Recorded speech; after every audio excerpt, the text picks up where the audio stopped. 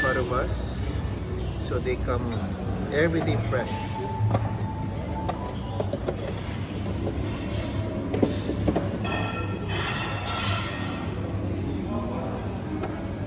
It's an open kitchen.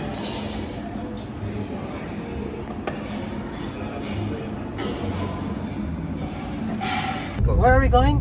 We're going to Umachaking, and then after that, that place is to be one place. It's same place, the swing and the rice terrace to be one place. So we're going to Umachaking. That is good for swing, and there's not so many people like that. That's nice. Yes, that's very nice. Of course. Okay. That's what, And then we're going to the rice field. And rice terraces. Rice terrace also. It's to be one place. You can do a trekking also. We're not going to do the trip. we're just gonna take And they have a photos. small river also. Oh, yeah, Yes, that's nice view. Ah, Thank you. thank you. Sorry, Oh, this is our driver today, RD. yes, He's been our driver since we've been coming back to Bali. it's a long time ago. Yeah, long time ago. Hi guys, nakalis na kami ng hotel namin sa Dagarsha. So we're on our way to our second destination, which is Uluwatu. But before that, punta muna kami ng the swing, tapos yung sa terraces. Rice terraces. Yeah, rice terraces. Magpipicture muna kami doon. It's along the way naman. And yung before, yung kanina, yung nagsalita, that's our perennial driver. He's always our driver every time we're here in Bali, si RD. Eh, siya na lang nagsalita kasi hindi ko maintindihan yung description ng places, kaya siya na lang yung video ko para realistic yung pagkaka-pronounce ng mga lugar na pupuntahan namin today. Okay, let's start the day, Kadokis. Hi guys, we're now at Kretya Ubud. It's a day bar. And alam ko parang may swing na rin dito. I'm not really familiar. We have to buy our tickets first. Daming tao.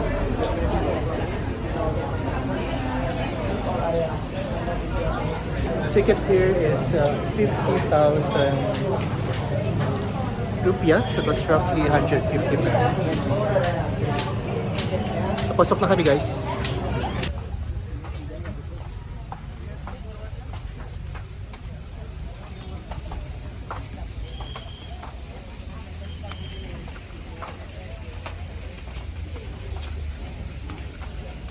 Restoran down there, later you to rice field. Okay, okay.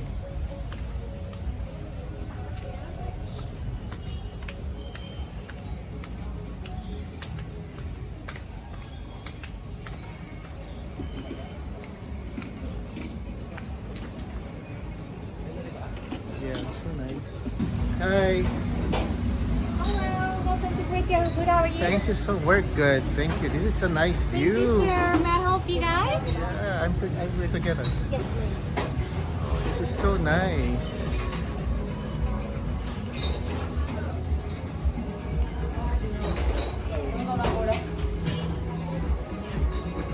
Ganda.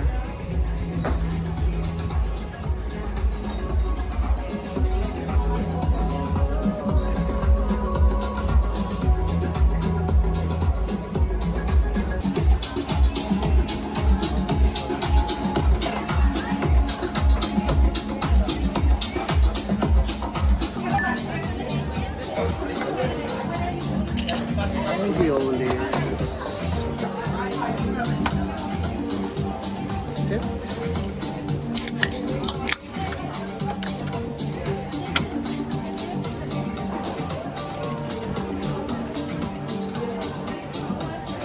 Just imagine, right?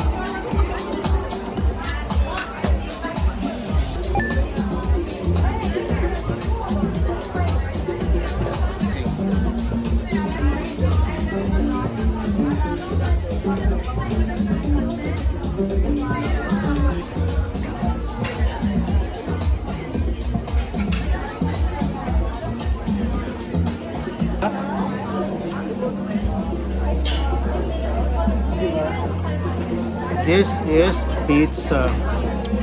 Legit.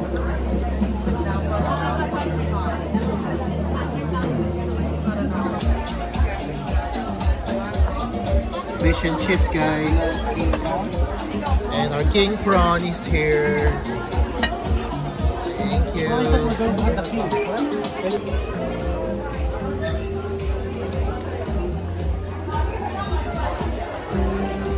The fresh is good. Really good.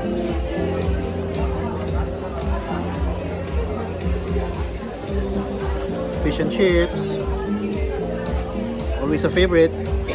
Parang lahat na yata ng restaurant sa pinuntahan ko. So, fish and chips, calamari. Order kami pero this time no calamari because we eat calamari last night. Kaya ito naman ngayon ang kinuha namin, fish and chips.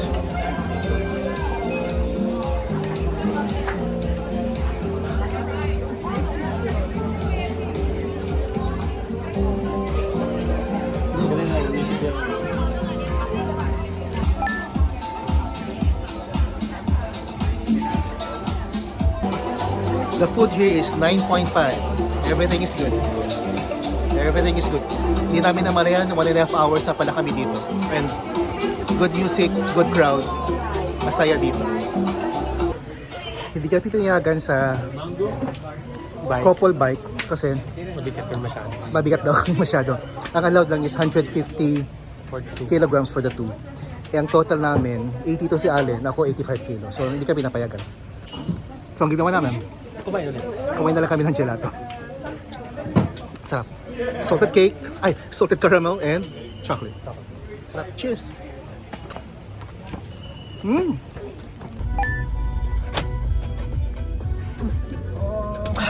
Finally. Hello. Hello, good evening. You check in?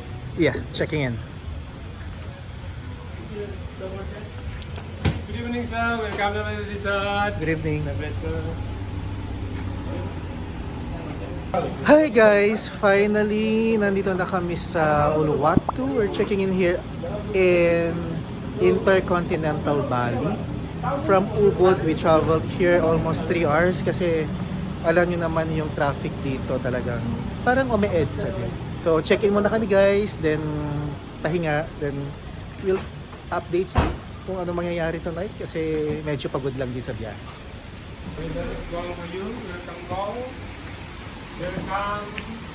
Yeah! Thank you!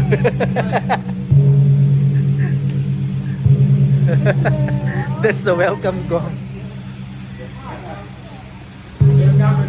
Thank you!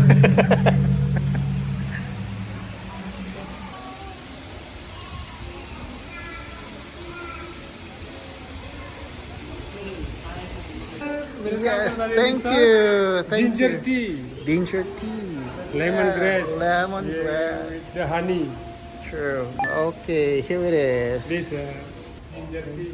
Thank you so much. Cheers. Welcome drink. Hotel Intercontinental Bali.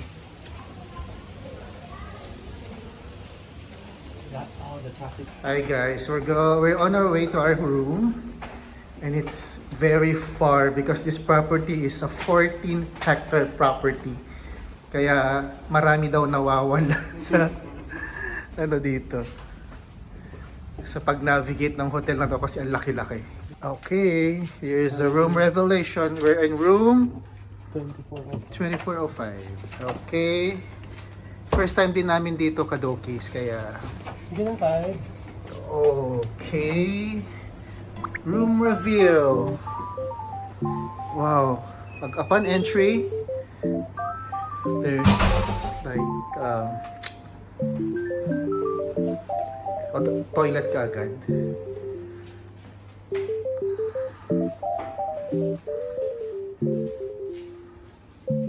Nice, nice, nice.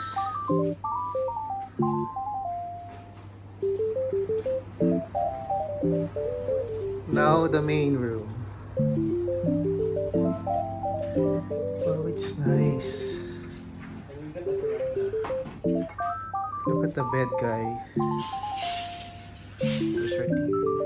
And we have a veranda. I think mas maganda to pag daytime. I'm gonna shoot again in daytime. Gabi na kasi guys. So, balik tayo sa gabi. Hi guys!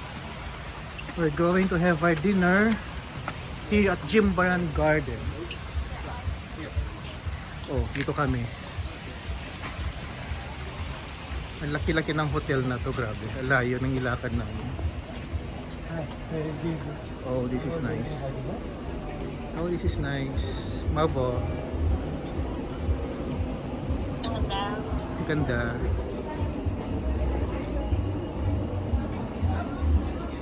Oh, ang ganda. Mabo. Ay, ang daming pool.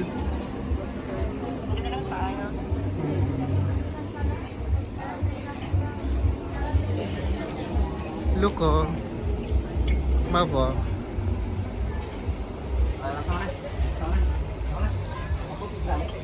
May kasama ng breakfast tsaka dinner. Yung bill namin dito sa hotel. Deal pala. Deal. Deal. Okay, not deal. Deal. Yung deal natin sa hotel, may kasama ng breakfast tsaka dinner. Kasama ng breakfast. And then, So, sa breakfast, it's a buffet. okay. Sa dinner, it's a 3-course dinner. Anything you want for starter, anything you want for the main course, and anything you want for the dessert. Hmm. So, what we have, siyempre, yung mga pinakamahal, every portion, like for the starter, yung pinakamahal, sa main course, yung pinakamahal, sa dessert, yung pinakamahal, yun yung kinuha namin. Tip yun. Siyempre kung free or pinaprovide ng hotel niyo, get them more. Sabi naman nila sa amin, choose anything you want. Except the drinks. Except the drinks, of course. Yung mga alcoholic. Kahit Ano yun? juices. Kahit except juices that. man. So, wala din. So, siyempre piliin nyo yung pinakamahal. Sa food. Para sulit. So in short, like kinuha namin sa yung food niya, nasa around 500,000, yung food ko, nasa around 400,000 for the main course. Supposedly, we're going to bill at around, if I'm going to compute it, it's around 2 million plus. In In convert peso, mo in it's around peso. 7,000 pesos. So, ang nangyari, libre kami for tonight. Libre kami ng meal na 7,000 worth. Yun. Kaya minsan guys, pag may mga deal kayong ganyan, huwag niyong kunin yung yung mga pasalad-salad lang. Kung may salad, kunin yung steak na. Oo, yung mga shrimp, mga prawns na. Huwag na kayong mag-salmon. Ay no, salmon is of course, lamb is okay. Yun. Tignan nyo na yung menu, kung ano yung mahal doon para masulit. Kasi minsan-minsan lang naman. Kaya, kung sino, tatanong sila kung saan kayo kumuha ng deals, it's not bad rin na magpa-member ka sa isang hotel. Yeah. Wala namang bayad. You try to access Accor na membership. Yeah. Not ako ng HTT. Ha? Kung anong hotels ka, Okay. Okay. Kung anong hotel kayo mag-check, tanongin nyo kung anong membership nila. Wala namang bayad. Minsan may mga surprise deals siya. Tignan mo, nag-check-in kami kanina. Hindi kami doon sa check-in counter itself. Meron talagang VIP areas kung saan yung mga members doon nakakapag-check.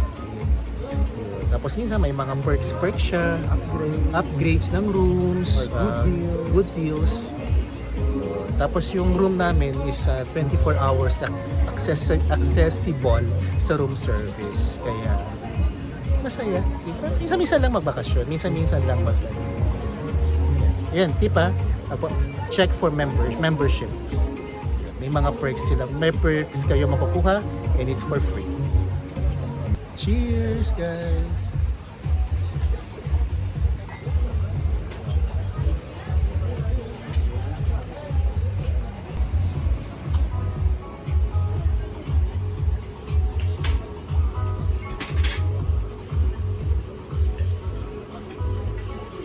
Your food is coming. Yeah! Crab salad.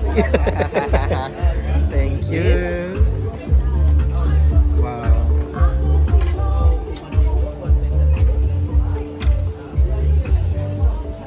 This is the crab salad, right? Crab salad, yes, certainly. Thank you. Thank you. Alam niyo guys, parang hindi na to appetizer, no? Kadami niya. Ang dami. Ito yung crab, oh. Crab.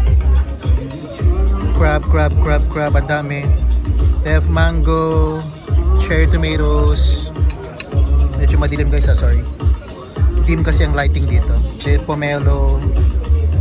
And I think this is, what's this? Oh, lettuce.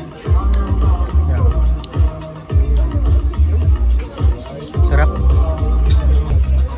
Intercontinental Bali is known for their good food. Yeah. First starter pa lang to. Hindi nila kami fineo. Ang sarap. Sobra. Yeah, Here we go. Your second food. Yeah, this is the main course. Ribeye. Rice, vegetable, barbecue sauce. Salmon with red wine sauce, mashed potato, vegetable. Thank you so much, Tita. Dito na yung aming main course, guys. Alan is having salmon. I'm having steak. Ribeye steak. Kain muna kami. This is the steak, guys.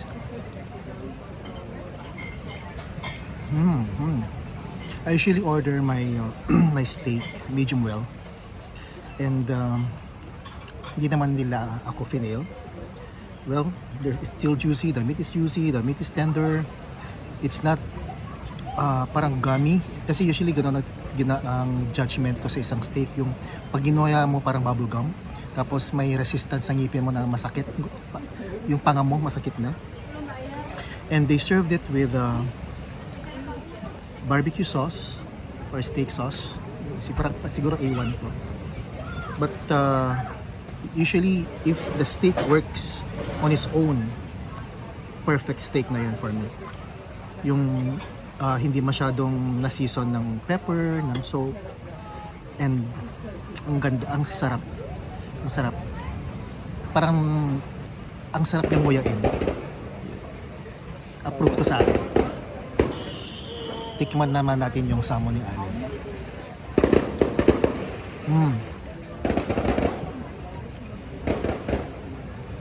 The skin is crispy.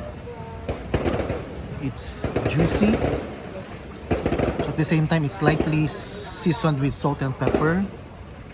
Kahit walang sauce, ang sarap. Kasi may mga salmon, pag kinain mo, isang bite pa lang, mauumay ka na. Parang it's so creamy. I don't know what they're doing with the salmon. But yung sinerve kay Allen, approve na approve din sa akin. Ang sarap. Ang sarap ito. Yeah, even the mashed potato daw is masarap. Let's taste it.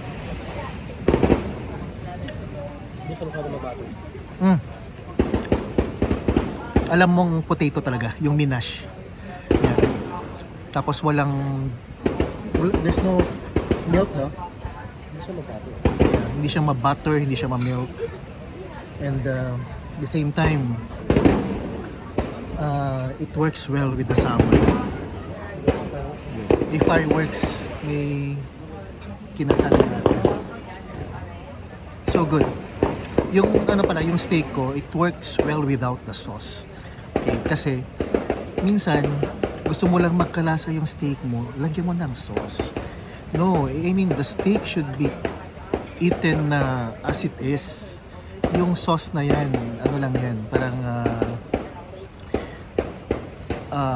parang accessory lang yan sa isang pagkain. So, kasi minsan nag-steak ka, nag-sauce ka, alam mo wala na yung lasa ng steak. Ang nalalasahan nyo na yung barbecue sauce niya.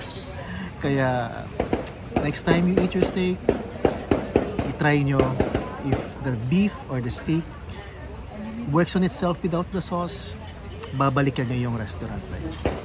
Tip lang. Well, depends naman yan on how you want to eat your steak. If you want to eat it without sauce or with sauce, that would be your preference. My personal preference, of course, is syempre without. Kasi gusto kong i-appreciate yung steak itself. Yun. Pero minsan, when you're eating in a restaurant, tapos you are not pleased with the way they cooked your steak, well, mapipilitan ako na gumamit ng steak sauce para magkalasa. Ganun lang yun. So whatever or however you want to eat your steak, gawin nyo with or without sauce, yun lang yun. Okay.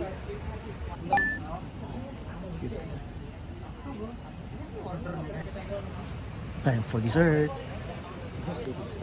Ang cute oh.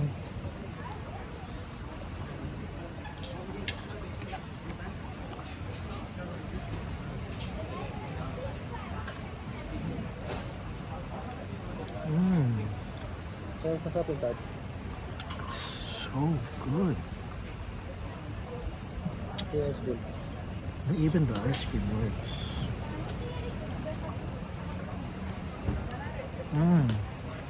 To die for to. Yung gelato, grabe. Parang wala ng cream sa sobrang fresh yung mango na ginamit. It's like, it's a mixture of mango and coconut. So, parang sarap. Ang sarap ng pagkakablend niya.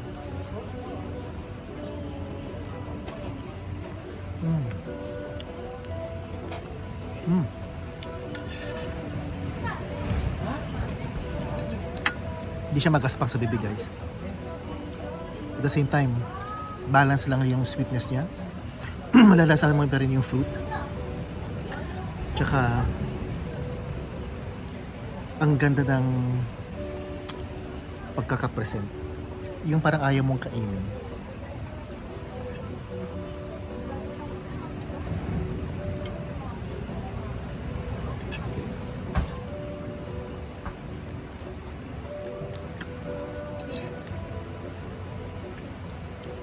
Ang food dito, masarap talaga.